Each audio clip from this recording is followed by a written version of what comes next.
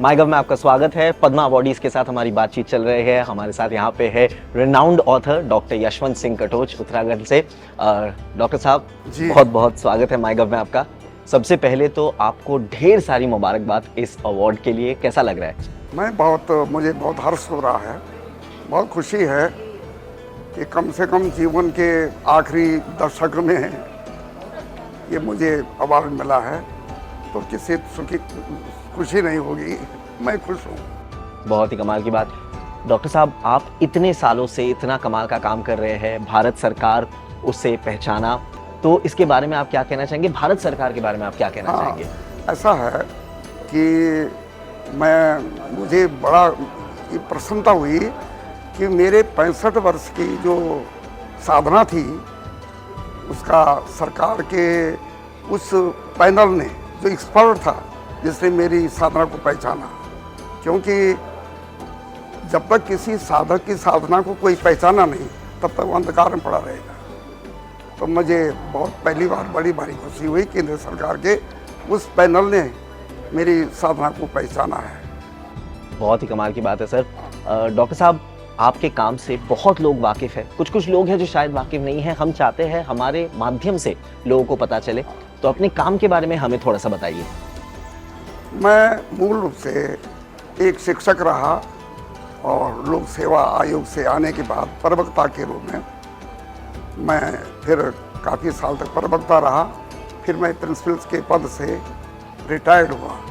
लेकिन मेरा लेखन जो है 1965 से चल रहा था और अविरल सेवा काल में भी मैंने इतिहास और पुरातत्व में अपना पूरा समय लगा दिया।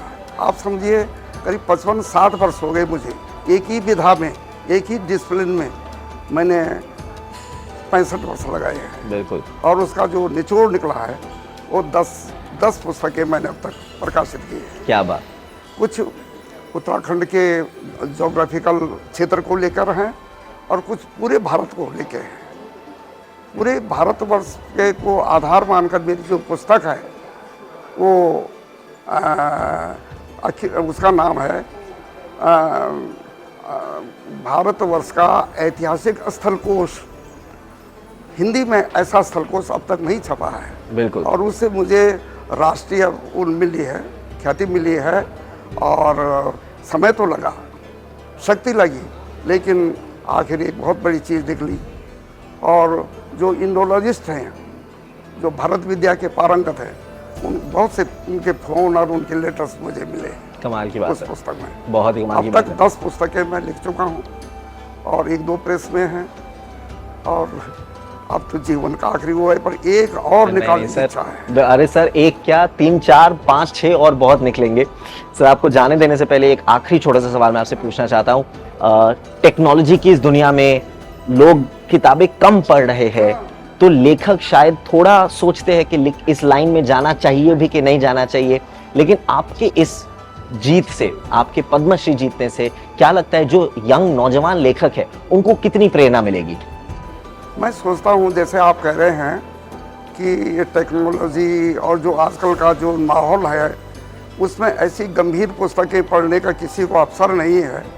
लेकिन मैं ये भी कहना चाहता हूँ कि उनमें से कुछ रत्न भी हैं कि जो इसको गहरे बैठ कर, जिनकी पैठ गहरी होके वो इस विषय को वो करेंगे और इस काम को आगे बढ़ाएंगे। हमें निराश नहीं होना चाहिए।